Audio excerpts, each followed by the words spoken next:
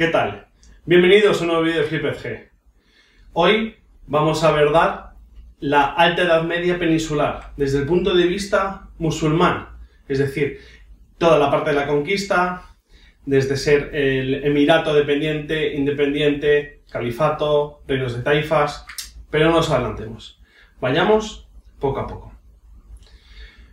Bueno, la primera fase sería con el predominio del Al-Ándalus. ¿Y desde cuándo? Bueno, pues es importante, desde el año 711, en el que un fuerte ejército de árabes y bereberes, una tribu del norte de África, cruza el estrecho y aprovecha la debilidad de los visigodos, que en ese momento estaban reinados por Don Rodrigo, les vencen y rápidamente van por toda la península ibérica conquistando todas las ciudades. Bueno, este ascenso es tal que sobrepasan al reino de los francos hasta que en el año 734 son derrotados en la batalla de Poitiers por el camarero del rey, por Carlos Martel. Pero eso ya lo hemos visto, vamos a centrarnos en la península ibérica. Claro, pero diremos, ¿fue todo fácil? Sí, relativamente fácil, fue sencillo. Bien, pero tuvieron un primer enfrentamiento con tropas cristianas en lo que se ha querido denominar como el principio de la Reconquista, algo que no fue más que una pequeña escaramuza, y que es en la zona de Asturias, en Covadonga, en el que diversos cristianos se enfrentaron, plantaron cara a los árabes a partir del lanzamiento de piedras, como tenemos aquí en el grabado. Luego la historiografía, y siempre hay que enriquecerla, digamos, lo ha tornado como una gran batalla, pero mucho más lejos de la realidad. Bien, fue simple una escaramuza. A partir de ahí, bueno, pues sí, está la Virgen de Covadonga, bien, aquí la denominada Santina, que está en la cueva, digamos, de ascenso a los lagos del propio nombre. Y aquí en este mapa tenemos una visión de cómo fue esa conquista, de cómo fue ese ascenso, ese dominio.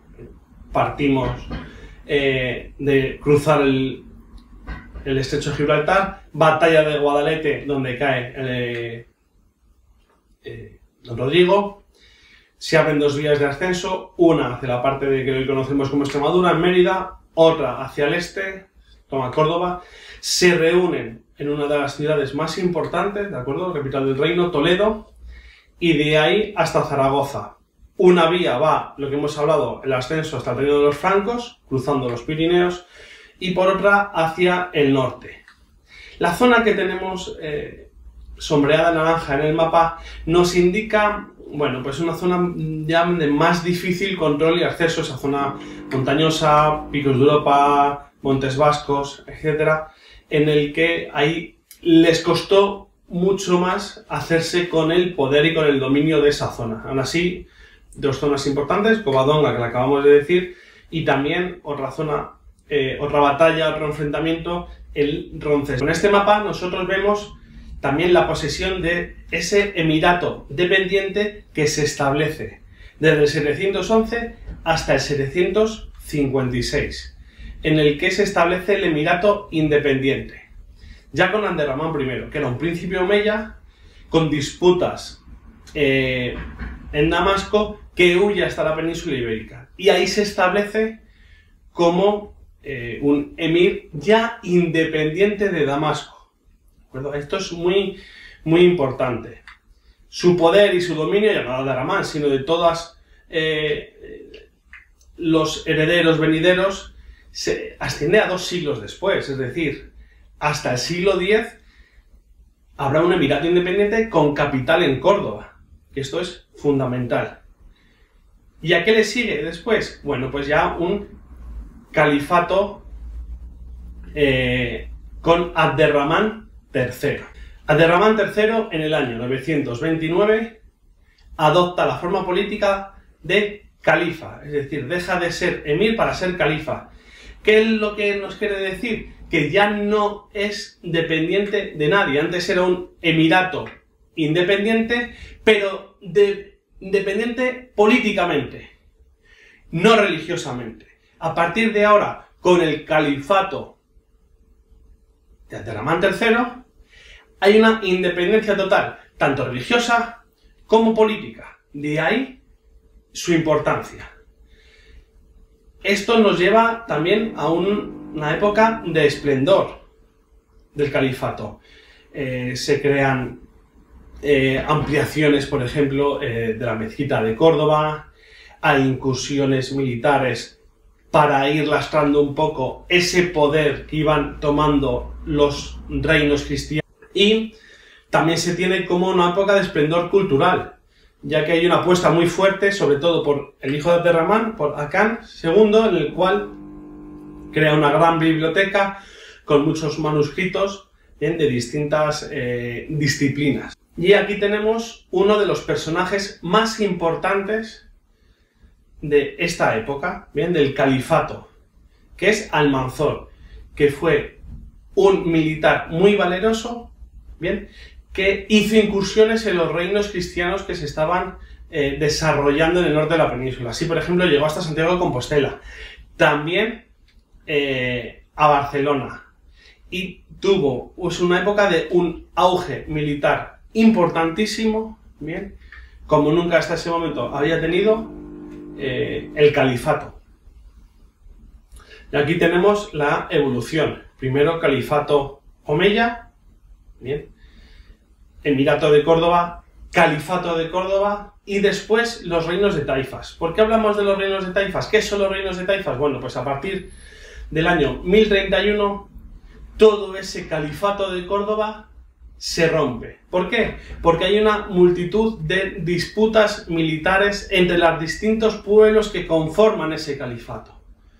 Por lo cual se acaban conformando como grupúsculos, bien pequeños reinos, independientes unos de otros.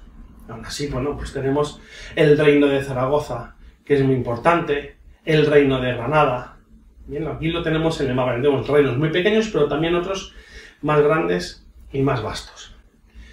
¿Hasta cuándo sean esos reinos? Bueno, hasta la invasión almorávide, que fue muy importante. ¿Por qué? Porque eran pueblos del norte y oeste de África que ascienden hacia la península ibérica y aprovechan esas dificultades, esas incertidumbres, esas crisis que hay entre los reinos de taifas para hacerse con un reino, para establecerse como una forma de Estado en la península.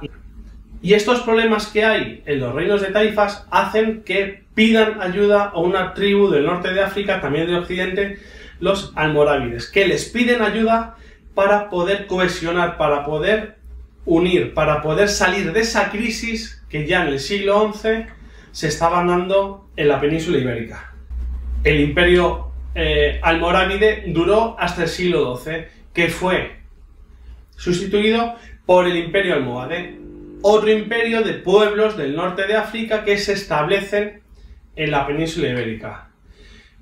Los almohades sí que tuvieron una cuestión muy importante, un cambio importante, ya que cambiaron la capital de Córdoba a Sevilla, ciudad que a partir de ahí empezó a tener un gran poder y un gran esplendor dentro del imperio. ¿Pero qué problema tenían los almohades? Pues principalmente ese desarrollo de los reinos cristianos, esa presión desde el norte hacia el sur, que les hicieron muy difíciles mantener una cohesión dentro de Al-Ándalus.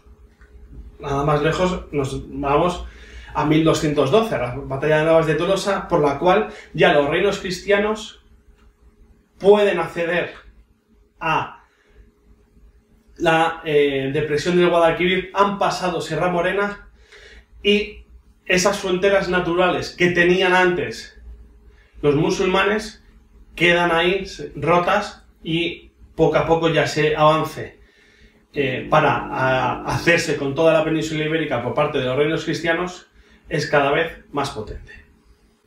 Tal era la debilidad de estos almohades que llegaron a pagar tributo de vasallaje a los cristianos, con el objeto de ir frenando esos ataques, esa evolución, pero nada más lejos de la realidad, Ahí ya tenemos la batalla de las Navas de Tolosa, que en el año 1212 rompió esa barrera natural de defensa que tenían los musulmanes, haciendo que los reinos cristianos pudiesen acceder directamente ya a la depresión del Guadalquivir, quedando desprotegidos más allá de sus ciudades todos los musulmanes, los almohades. Y nada más, muchas gracias, un saludo y hasta la próxima. I'm learning from the past, I'm learning. You've always been the one, but